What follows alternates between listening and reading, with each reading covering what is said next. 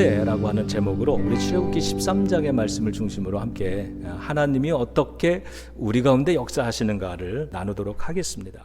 오늘 본문에서요, 첫 번째 말씀은 홍해의 광야길입니다. 하나님의 은혜로 이스라엘 백성은 노예 생활을 하던 이집트, 그러니까 애굽이죠.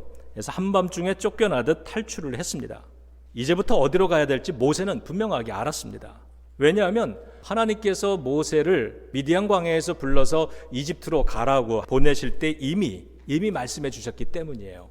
출애굽기 3장 8절의 내용인데, 이렇게 말씀하셨습니다. 내가 내려가서 그들을 애굽인의 손에서 건져내고, 이 그들은 이스라엘을 말합니다. 그들을 그 땅에서 인도하여 아름답고 광대한 땅, 젖과 꿀이 흐르는 땅, 곧 가나안 족속, 헷 족속, 아모리 족속, 브리스 족속, 히위 족속, 여부스 족속의 지방에 데려가러 하노라. 누가 데려간다 그랬어요? 내가라고 하는 건 하나님 당신을 말씀합니다. 하나님께서 말씀해 주신 이 땅, 가나안 땅입니다.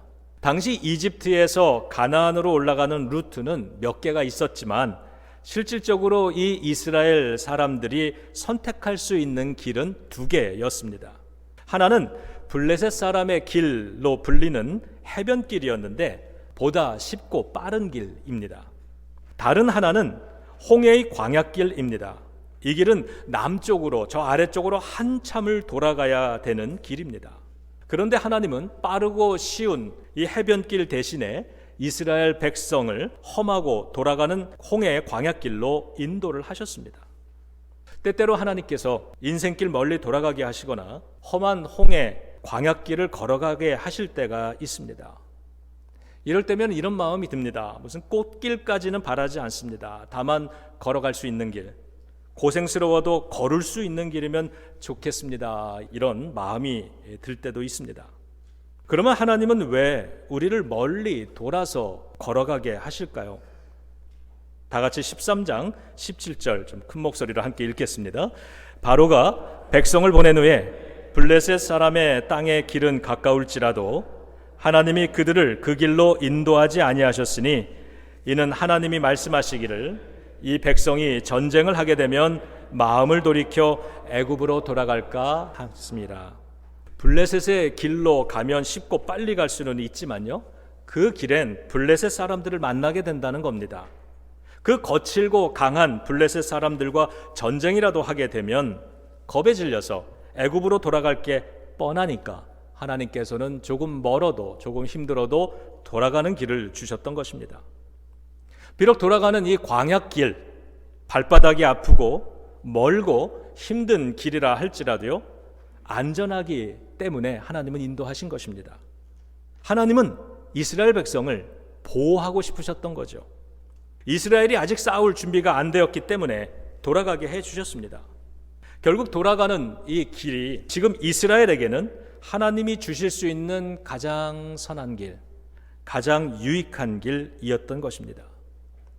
제가 이거 하나만큼은 잊어버리지 않고 꼭 붙들고 살아가자 이렇게 다짐하는 것들 중에 하나가 뭐냐 하면, 지금 내가 기도하고 걸어가는 길이라면, 내가 하나님께 예배하면서 하나님의 동행하는 마음으로 걸어가고 있는 길이라고 한다면, 그러면 지금 내가 처해 있는 이 상황 속에서 하나님께서 판단하시고 하나님께서 분별하시고 더군다나 내가 하나님 내 길을 인도해 달라고 기도를 했다면 하나님께서는요, 지금 나를 가장 선한 길로 인도하고 계시다는 그 믿음, 이것을 잃어버리고 싶지 않은 겁니다.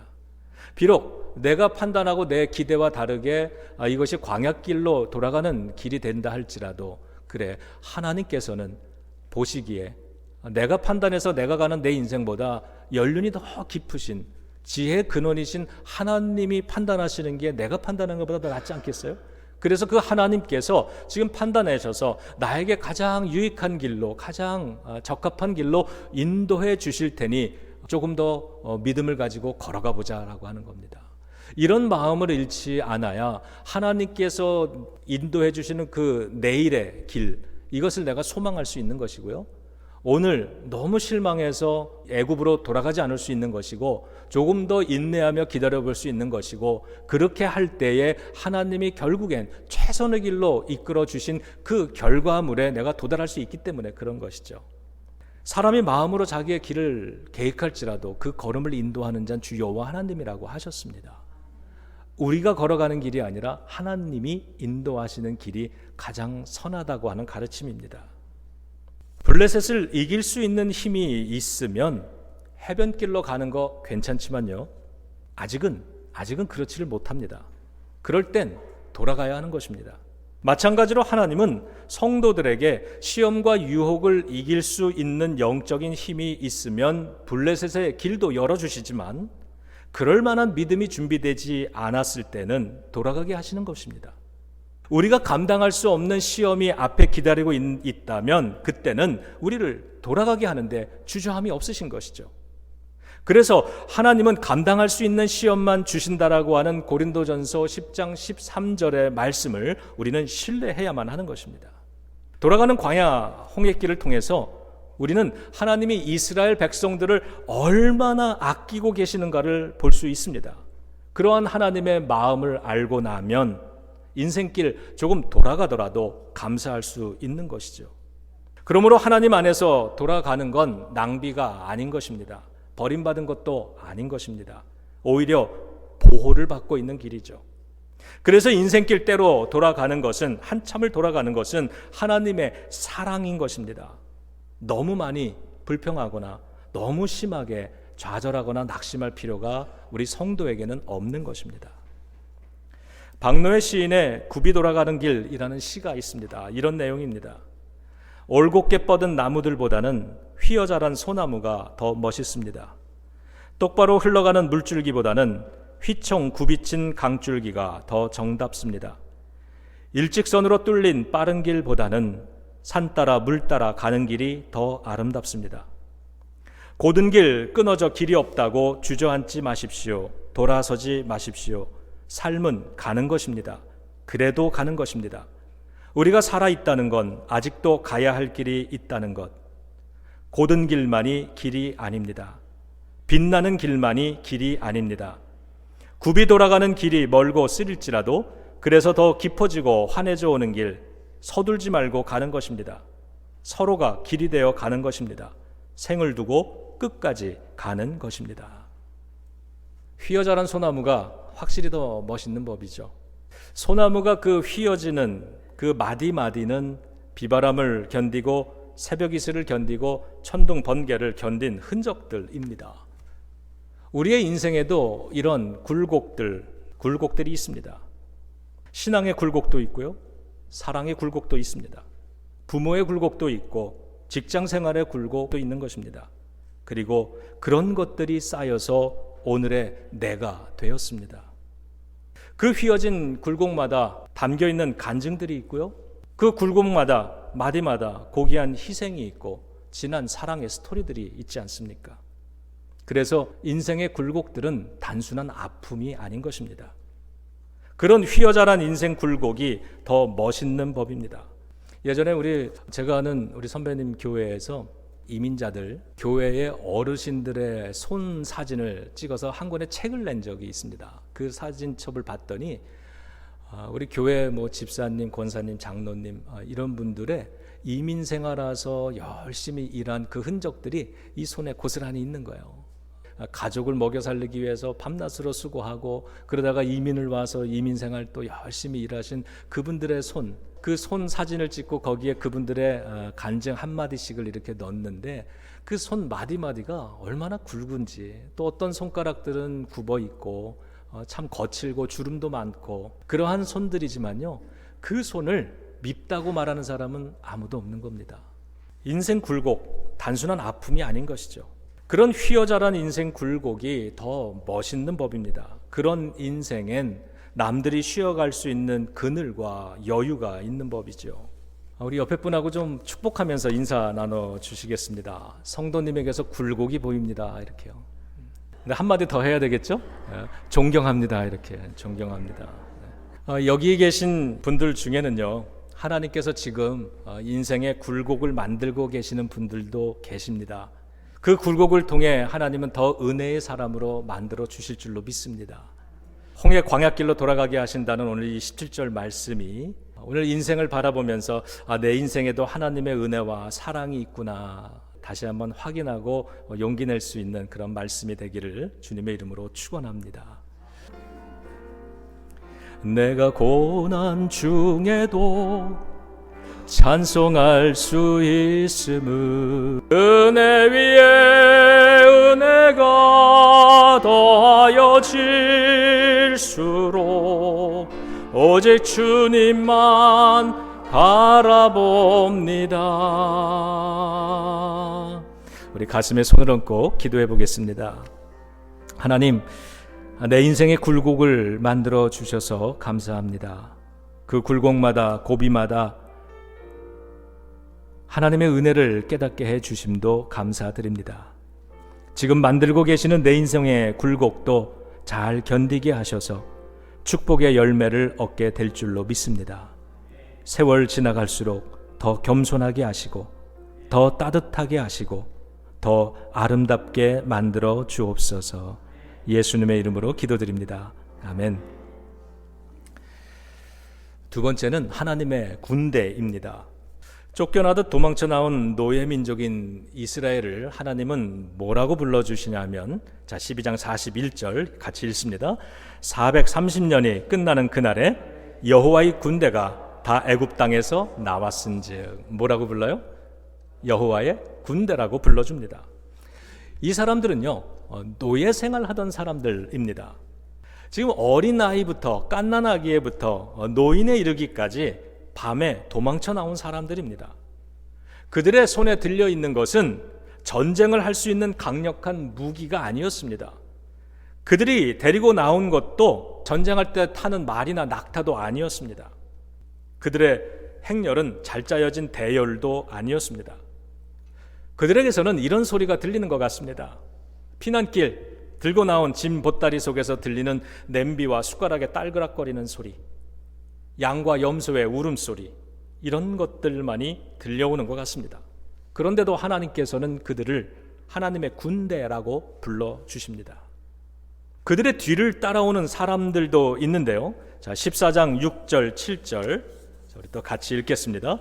바로가 곧 그의 병거를 갖추고 그의 백성을 데리고 갈새 선발된 병거 600대와 애굽의 모든 병거를 동원하니 지휘관들이 다 거느렸더라. 뒤에는 바로의 군대가 따라오고 있습니다. 이 군대야말로, 그 모습이야말로 진정한 군대의 모습 아닙니까? 모습만 보면 오히려 이 바로의 군대가 하나님의 군대라고 불려질 만한 겁니다. 이런 군대와 싸워보나마나 결과는 너무 뻔합니다. 결코 이길 수 없어 보입니다. 그런데도 하나님께서는 하나님의 군대로 바로의 군대가 아니라 이스라엘 백성을 선택하셨다는 사실입니다. 그래서요, 우리가 배우는 것은 이 하나님의 군대라는 말은 힘의 용어가 아니라 은혜의 용어인 것입니다. 신명기 7장 7절은 하나님이 선택하신 이스라엘에게 이렇게 말씀을 하십니다. 주님께서 당신들을 사랑하시고 택하신 것은 당신들이 다른 민족들보다 수가 더 많아서가 아닙니다. 오히려 당신들은 모든 민족 가운데서 수가 가장 적은 민족입니다. 하나님이 이스라엘 백성들을 선택하실 때에는 그들의 이 규모나 힘이 커서가 절대로 아니었다라고 하는 것입니다. 사무엘상 16장에도 그런데요, 성경을 이렇게 쭉 읽어보면 하나님께서 선택하실 땐 이러한 하나님의 기준을 가지고 선택하는 게 너무나도 많이 담겨져 있어요.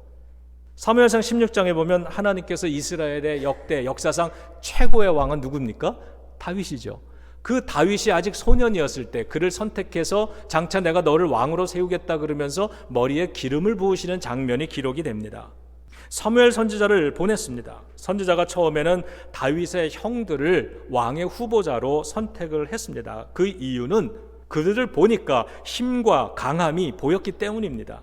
그때 하나님께서 그 선지자에게 하신 말씀이 사무엘상 16장 7절에 기록이 되어져 있습니다. 우리 같이 좀 읽어보겠습니다. 여호와께서 사무엘에게 이르시되 그의 용모와 키를 보지 말라. 내가 이미 그를 버렸노라. 내가 보는 것은 사람과 같지 아니하니 사람은 외모를 보거니와 나 여호와는 중심을 보느니라. 하나님께서는 외모를 보지 않고 그 사람의 중심을 본다고 하셨습니다. 여러분, 외모로 보면 지금 바울의 군대는 외모에서 힘과 강함을 가지고 있습니다. 누가 보나 그 군대는 마치 여호와의 군대처럼 보여집니다. 그러나 그 군대는 하나님을 인정하지 않습니다. 그렇기 때문에 하나님께서도 그 군대를 인정하지 않으시는 겁니다. 그리고는 내가 이미 그를 버렸다고 말씀하신 것처럼 하나님께서는 이 바로의 군대를 버리신 것입니다. 이렇듯 하나님의 군대는 힘의 논리가 아니라 은혜의 논리로 선택이 되는 것입니다. 여러분, 신앙생활에 이게 대단히 중요합니다. 하나님께서는 힘의 논리로 우리를 선택하신 것이 아니라 은혜의 논리로 선택을 했기 때문에 우리도요, 승리하는 인생이 되려면 힘의 논리가 아니라 은혜의 논리로 살아갈 수 있어야 되는 것입니다. 하나님은 힘이 있는 사람을 선택하시기보다는 은혜가 있는 사람을 선택해서 싸우시는 것입니다. 내가 고난 중에도 찬송할 수 있음은 은혜의 힘입니다. 이게 우리 성도의 고백이고 교회의 고백이죠. 하나님의 군대가 되기 위해서 가지는 모습이 있습니다. 13장 19절 찾아서 우리 한번 같이 읽어보겠습니다. 모세가 요셉의 유고를 가졌으니 이는 요셉이 이스라엘 자손으로 단단히 맹세하게 하여 이르기를 하나님이 반드시 너희를 찾아오시리니 너희는 내 유고를 여기서 가지고 나가라 하였음이더라. 하나님이 반드시 너희를 찾아오시리니, 이것은 이 선조들에게 하나님이 주셨던 약속입니다. 이 약속을 품고 살아가는 것이 믿음입니다. 이 선조들은요, 하나님이 반드시 너희들을 찾아올 거야. 자, 그때가 되면 내 유고를 꼭 가지고 가라고 그렇게 이야기를 했고, 지금 출애굽하는 이 이스라엘 백성은 선조의 유고를 가지고 나온다는 것입니다. 유골이라 할지라도 여기에 묻히지 않겠다라고 하는 이 유언을 후손들은 마음에 품었던 겁니다.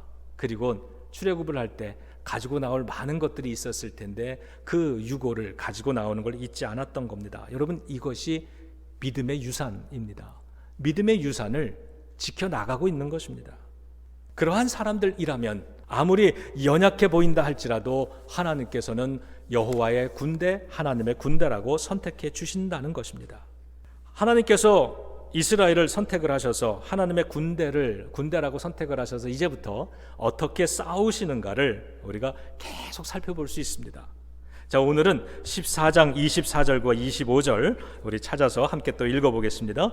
새벽에 여호와께서 불과 구름 기둥 가운데서 애굽 군대를 보시고 애굽 군대를 어지럽게 하시니 그들의 병거 바퀴를 벗겨서 달리기가 어렵게 하시니 애굽 사람들이 이르되 이스라엘 앞에서 우리가 도망하자 여호와가 그들을 위하여 싸워 애굽 사람들을 치는도다.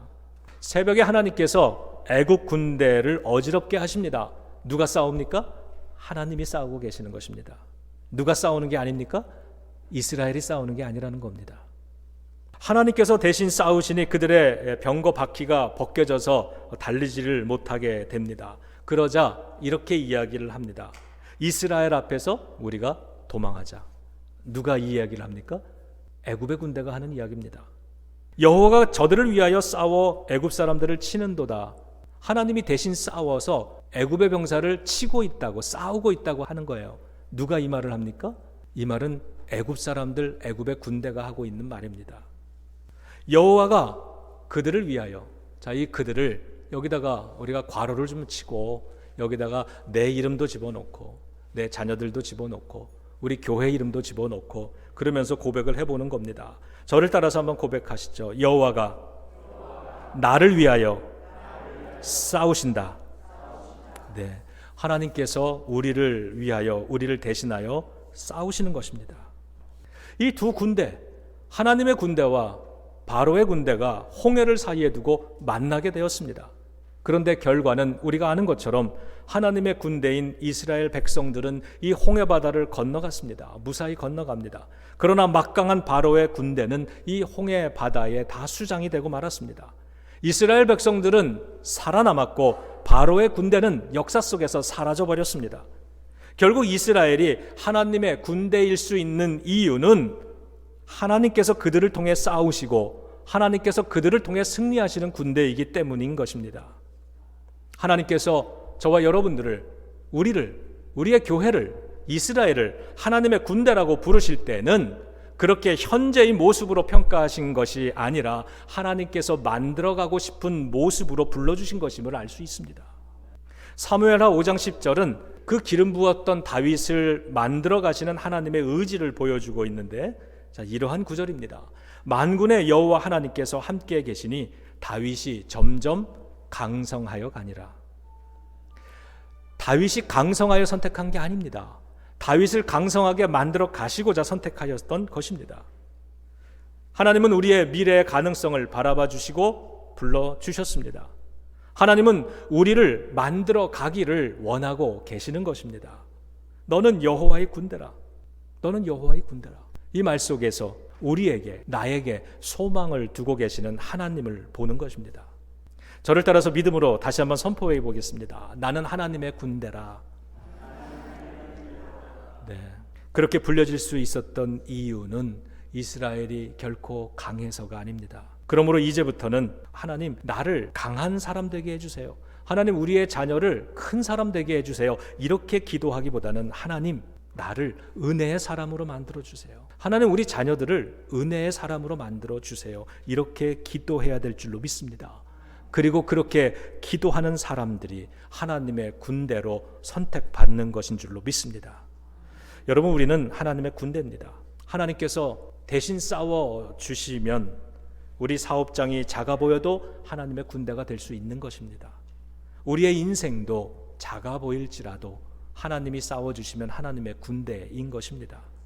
그렇게 우리의 자녀들도, 우리의 이 교회도 하나님의 은혜가 내려지면 하나님의 군대가 될 수 있는 것입니다. 하나님의 군대가 되면 홍해 광야길 한참을 돌아가더라도 그 길은 축복의 길이 되는 것입니다. 그 길은 은혜의 길이 되는 것입니다. 저와 여러분들, 우리가 하나님의 군대로 살아간다면 우리가 밟고 걸어가는 그 길은 어디가 되든지 그 길은 축복의 길, 은혜의 길, 승리의 길이 될 줄로 믿습니다. 그러한 워싱턴 제1연합감리교회 모든 신앙의 가족들이 되시기를 주님의 이름으로 축원합니다. 기도하겠습니다. 아버지 하나님, 우리와 함께하여 주시니 감사합니다. 이제 저희들이 하나님이 주신 그 말씀을 가지고 함께 기도하는 마음으로 나아갑니다. 하나님께서 우리의 하나님이 되어주시니 참 감사를 드립니다. 하나님이 인도해 주시는 길을 걸어갈 수 있는 성도로 살아가기를 원합니다.